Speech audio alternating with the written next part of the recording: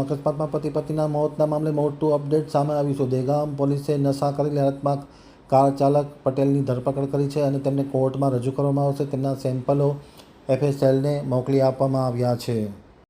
હવે જોઈએ ગાંધીનગર આમતક ન્યૂઝ બ્યુરોમાંથી જે.કે. પટેલનો એક વિસ્તૃત અહેવાલ।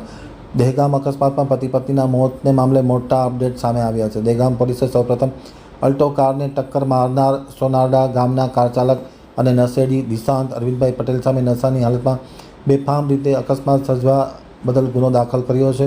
આરોપી દિશાંત પટેલનું મેડિકલ ચેકઅપ કરાવતા તબીબે દારૂ પીધેલ હોવાનો રિપોર્ટ આપ્યો છે। નબીરાના લોહીમાં આલ્કોહોલનું કેટલું પ્રમાણ છે તે જાણવા માટે બ્લડનું સેમ્પલ FSLને મોકલવામાં આવ્યું છે। આ નશેડી દિશાંત પટેલને આવતીકાલે કોર્ટમાં રજૂ કરવામાં આવશે। અકસ્માતમાં ગાંધીધામ તાલુકાના વડોદરા ગામના પતિ પત્નીનું મોત નીપજ્યું છે। અકસ્માતમાં અલ્ટોમાં સવાર નરેશભાઈ કાળુસિંહ ઠાકોર તેમના પત્ની જમનાબેન નરેશભાઈ ઠાકોરના મોત નીપજ્યા બાદ લોકોમાં દારૂડિયા આરોપી દિશાંત પટેલ સામે ભારે રોષ અને ગુસ્સો જોવા મળ્યો હતો।